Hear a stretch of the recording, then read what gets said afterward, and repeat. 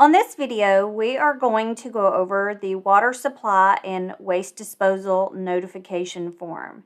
This is the RF714 form, and this will be current through 2024. So the water supply and waste disposal notification form is to be used anytime you have a well or a septic system. This is to be used for buyers. The sellers do not have to sign off on this, but this is to be used for the buyers. So you're going to fill in the name of your buyer, the property address, and this is basically a notification that says to the buyer that if there is well, there are items that need to be asked, and if there is a septic system, there are other questions that need to be asked and answered as well. It does say on here, a home inspection gives the buyers more detailed information about the overall condition of the home prior to purchase. In order to make an informed decision and for your protection, buyers should consider the following information. A home inspection does not address water supply and waste disposal systems. So if your buyer is concerned, you can have the well tested. And in that aspect, what I mean is you can have somebody come out and check the mechanicals part of it, but you can also have the water tested. Now, there are very few places that have that done, but it is possible to get the water tested. In regards to the septic system, I will also show you how to access the information for your septic permits. The listing agent is a source of that information, but we can also show you where to find that. The paperwork through the state will give you a lot of that information, but you will need to have this form signed by your buyer in order for your packet to be complete if your property is on well or septic. So one of the things that it says is there a well? Is there a spring? Is there a cave? Is the well currently shared? Many years ago, they allowed people to share wells, especially family members, so it would be shared across property lines. If it is shared, is there something in writing that shows how it's to be maintained? Can a well digger's report be obtained? It's very rare that the state will have anything on file on that as far as how deep it is or anything of that nature. Is the system owned or leased? I've never had anybody lease a well. Where is it located on the property? Reason for this is because it has to be at least 50 feet away from your septic line.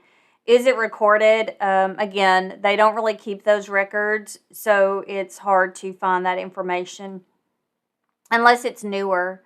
The quantity, how many gallons per minute does it pump? Chances are they're not going to know that answer. Who is responsible for the maintenance if it's shared?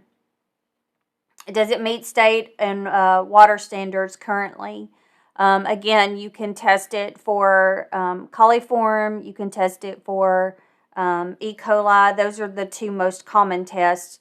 However, some places, especially if you're getting a water filtration system, they're going to test it for other minerals. I suggest going with either the state or somebody like Tennessee Tech will also test the water.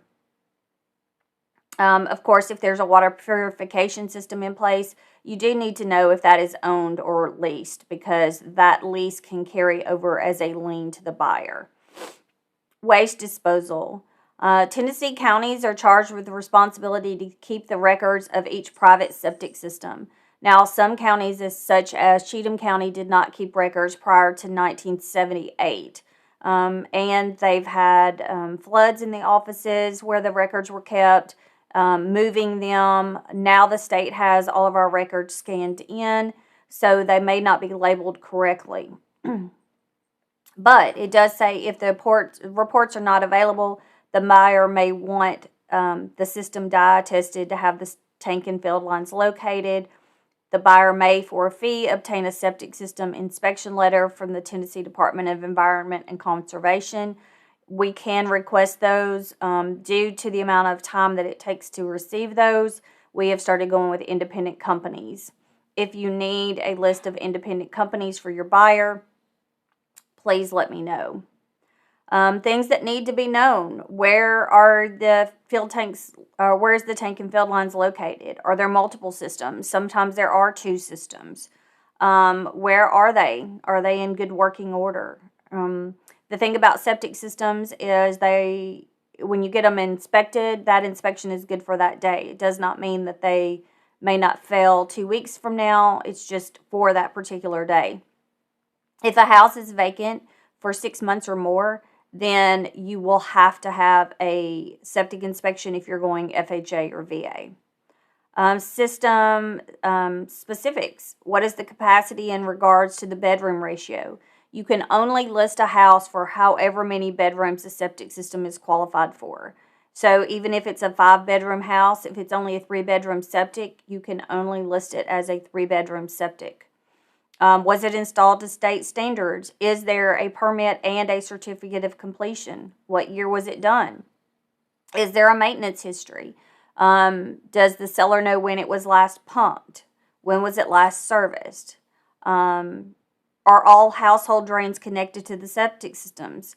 Many people feel like that sinks and dishwashers and washer and dryer drains should not go into the field lines. Unfortunately, that is not to codes, so that is something that you will need to know. Is the system a mound system, low pressure, step, gravity, drain field, sand filter, or other?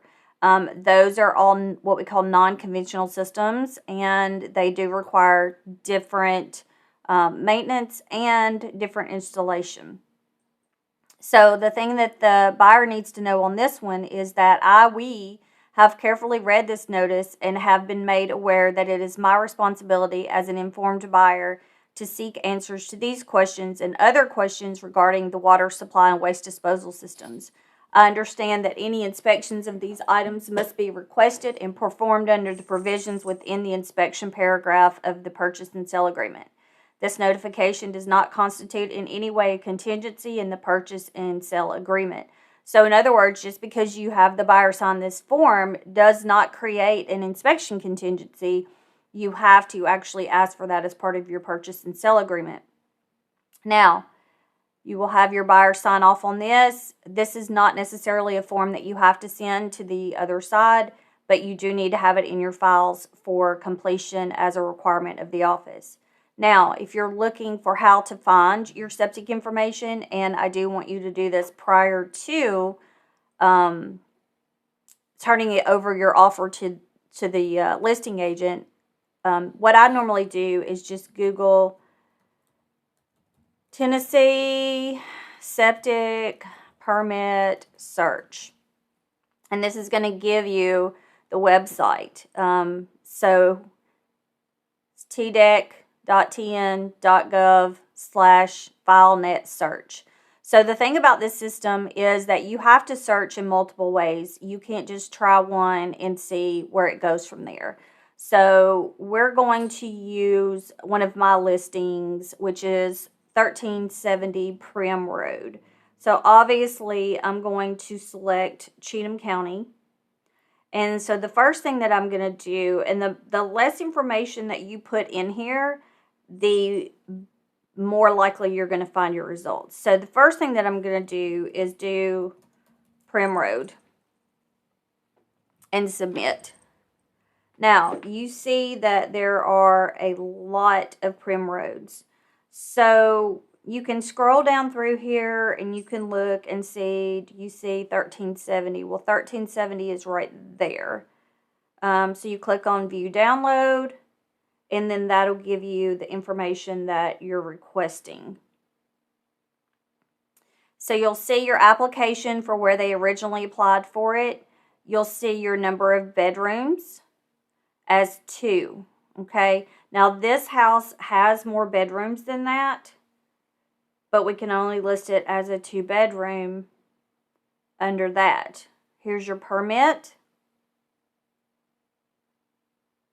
This shows you the front of the house. Now, there can be a difference between your permit and your certificate of completion on where they ended up putting it. That is not a problem. So this is more information. It says in 1997, the septic system was unapprovable, poor tank creek gravel.